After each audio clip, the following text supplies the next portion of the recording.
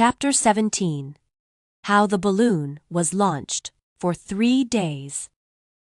Dorothy heard nothing from Oz. These were sad days for the little girl. Although her friends were all quite happy and contented, the Scarecrow told them there were wonderful thoughts in his head. But he would not say what they were, because he knew no one could understand them but himself. When the Tin Woodman walked about, he felt his heart rattling around in his breast.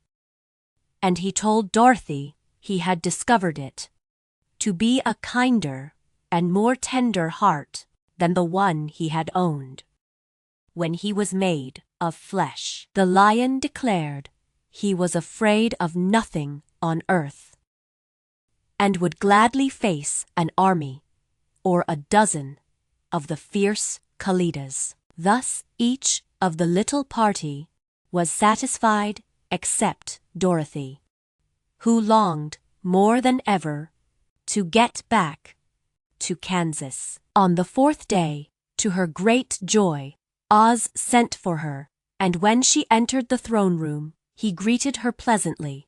"Sit down, my dear.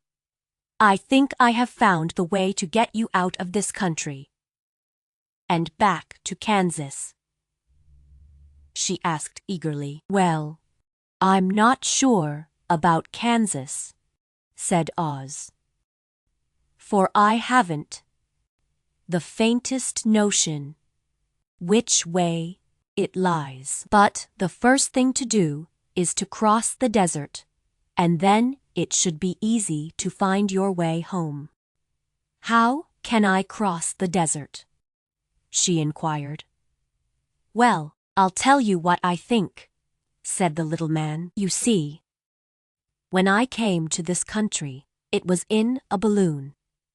You also came through the air, being carried by a cyclone. So, I believe the best way to get across the desert will be through the air. Now, it is quite beyond my powers to make a cyclone, but I've been thinking the matter over, and I believe I can make a balloon." "How?" asked Dorothy. "A balloon," said Oz, "is made of silk, which is coated with glue to keep the gas in it.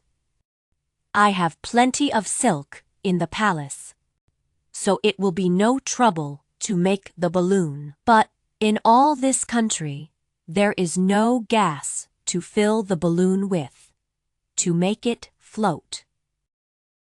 "If it won't float," remarked Dorothy, "it will be of no use to us."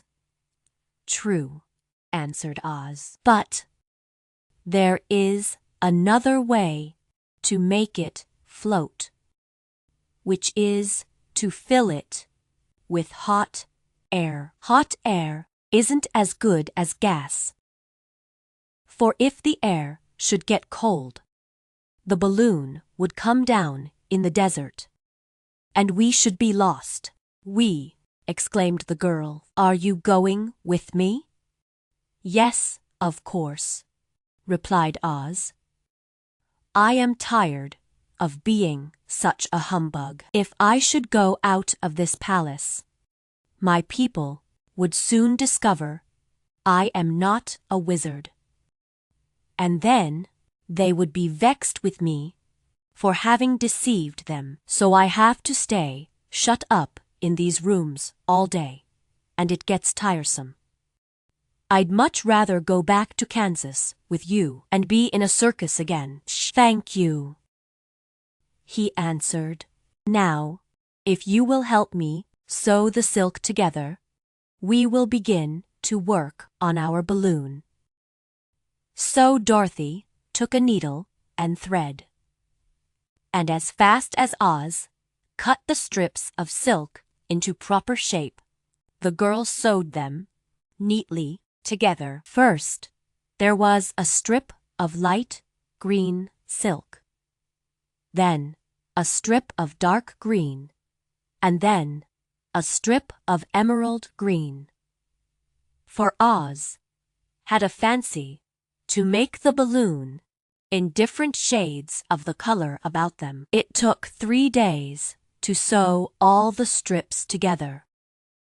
But when it was finished, they had a big bag of green silk, more than 20 feet long. Then Oz painted it on the inside with a coat of thin glue to make it airtight, after which he announced that the balloon was ready.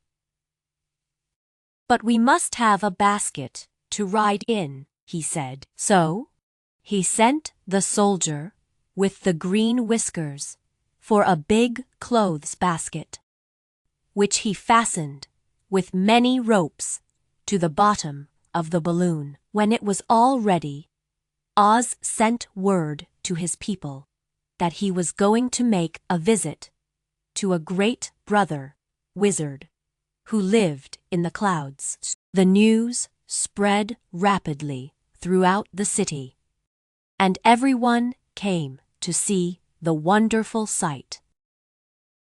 Oz ordered the balloon carried out in front of the palace, and the people gazed upon it with much curiosity. The Tin Woodman had chopped a big pile of wood, and now he made a fire of it, and Oz held the bottom of the balloon over the fire so that the hot air that arose from it would be caught in the silken bag. Gradually, the balloon swelled out and rose into the air, until finally the basket just touched the ground. Then Oz got into the basket and said to all the people in a loud voice, "I am now going away to make a visit. While I am gone, the Scarecrow will rule over you. I command you to obey him as you would me." The balloon was by this time tugging hard at the rope that held it to the ground, for the air within it was hot, and this made it so much lighter in weight than the air without that. It pulled hard to rise into the sky. "Come, Dorothy," cried the wizard. "Hurry up, or the balloon will fly away."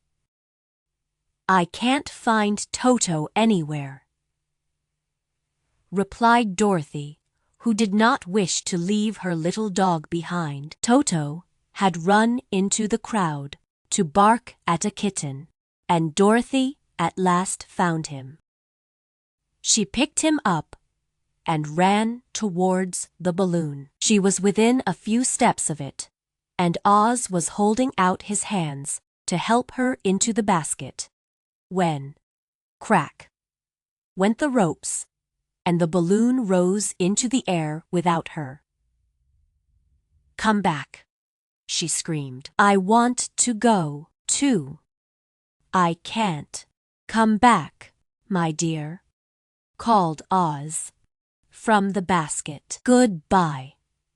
Goodbye," shouted everyone, and all eyes were turned upward to where the wizard was riding in the basket, rising every moment farther and farther into the sky. And that was the last any of them ever saw of Oz, the wonderful wizard, though he may have reached Omaha safely and be there now, for all we know. But the people remembered him lovingly and said to one another, "Oz was always our friend. When he was here, he built for us this beautiful Emerald City, and now he is gone. He has left the wise Scarecrow to rule over us." Still, for many days they grieved over the loss of the wonderful wizard, and would not be comforted.